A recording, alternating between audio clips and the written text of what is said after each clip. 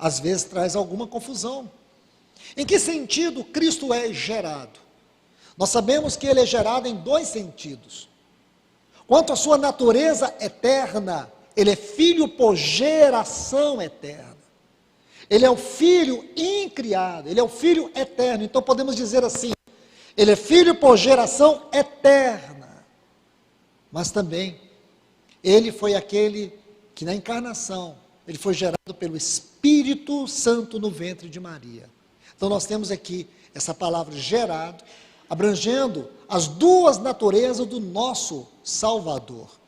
Por um lado, ele é filho por geração eterna. Ele não é um filho criado, ele não é um filho criado, ele foi criado, não, ele é filho por geração eterna. Ele é aquele filho que ele é coexistente e co-inerente com o Pai. Aquele que é Deus com Deus. Porém, do outro lado, ele é o filho que foi gerado. Ele não foi criado, ele foi gerado pelo Espírito Santo no ventre de Maria. Então essa palavra, ela traz essas duas gloriosas verdades. O versículo 9 diz assim, tendo sido aperfeiçoado, essa palavra é muito importante, porque no texto original, o sentido aqui, a palavra aperfeiçoado, que é muitas vezes, ou algumas vezes, é usada pelo escritor aos Hebreus, é a palavra grega teleios. Teleios.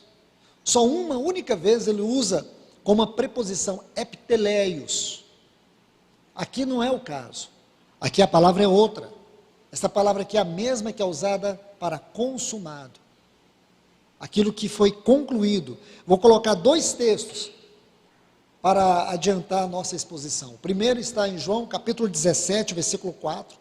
E o segundo texto está no Evangelho de João, o capítulo 19, o versículo 28. Então, João 17, 4 está assim, eu te glorifiquei na terra, consumando, é o mesmo vocábulo, no texto original, que você vai encontrar aqui no versículo 9, consumando a obra que me confiastes para fazer.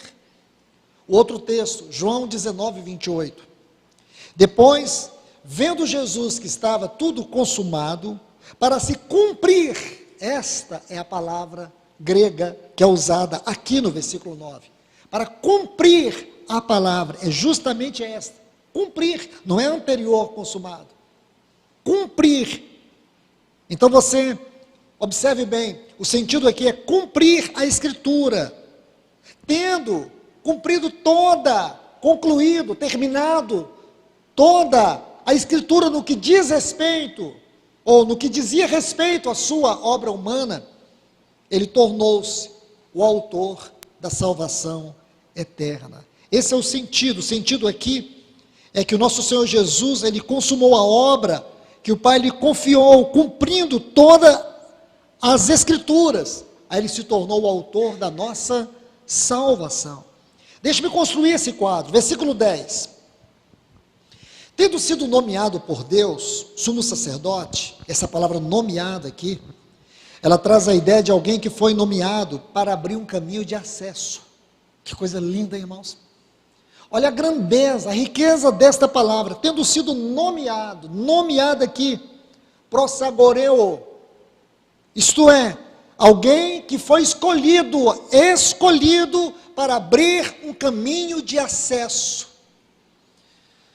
Eu não sei quem realmente escreveu Hebreus. O que eu sei, irmãos, é que os vocábulos que esse autor usa neste livro, raramente você vai encontrar em outros lugares do Novo Testamento.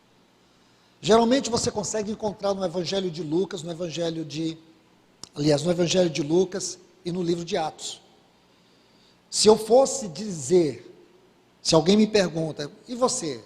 Eu não sei. Mas se eu fosse escolher uma pessoa que pudesse aproximar da autoria deste livro, deste glorioso tratado, eu diria que Lucas escreveu Hebreus. A linguagem não é de Paulo. As formações de frases não têm a característica de Paulo. Paulo, ele usa muito a tautologia. quando ele chega a um ponto da exposição, da grandeza de uma revelação, ele empilha superlativo a superlativo. Esse autor não faz isso. Ele escolhe uma palavra extraordinária, uma palavra que vai abrir o texto, que amplifica a leitura, a revelação. Então ele busca alguns termos extraordinários, como esse aqui, nomeado.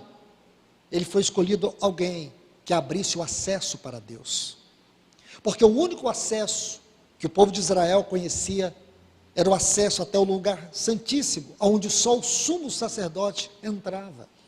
Então o autor dessa epístola, ele está construindo um argumento glorioso sobre a doutrina que nós temos estudado aqui aos domingos, sobre a salvação pela vida, a salvação do trono, a salvação onde o nosso Senhor, Ele é o sumo sacerdote.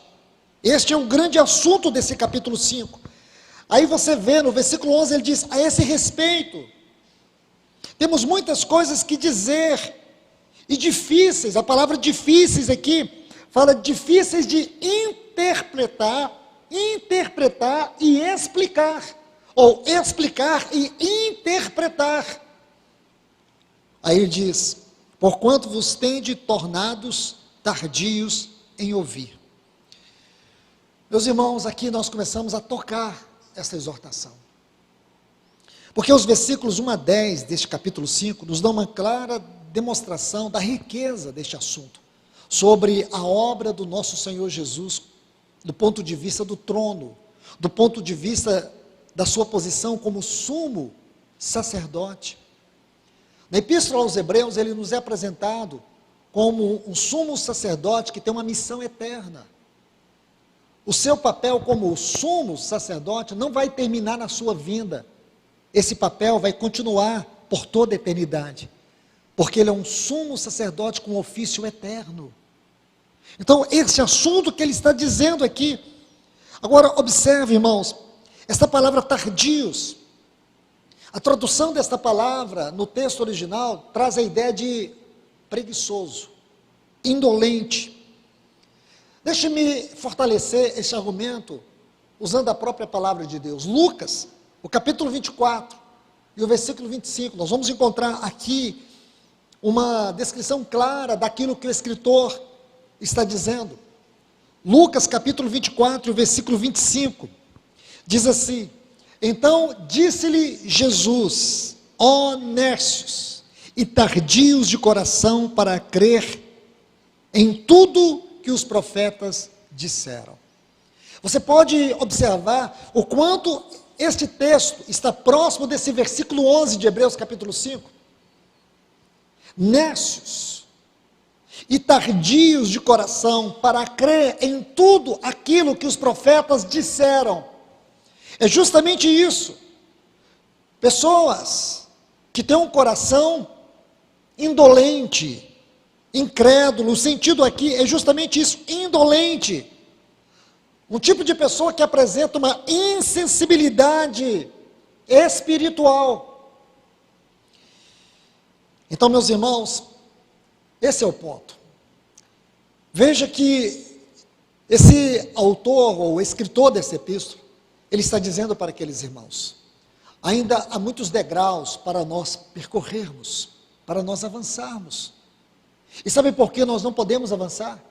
Por causa da indolência, por causa da insensibilidade, por causa da preguiça espiritual.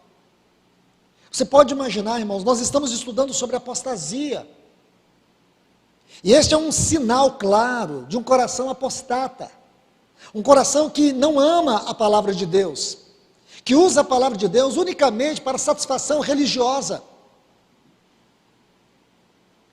Hoje nós estamos vendo o quanto o povo de Deus, ele se perde em situações delicadas na sua própria geração, por causa da indolência, por causa da preguiça, por causa da insensibilidade. Quer que eu dê um exemplo para vocês, bem atual? Eu vou dar. Eu vou abrir um parêntese e vocês vão ter paciência comigo. Está tendo uma guerra entre Israel e o Hamas. A quantidade de pedidos de orações para Israel que eu tenho recebido Eu fui compartilhar a palavra numa comunidade, a oração,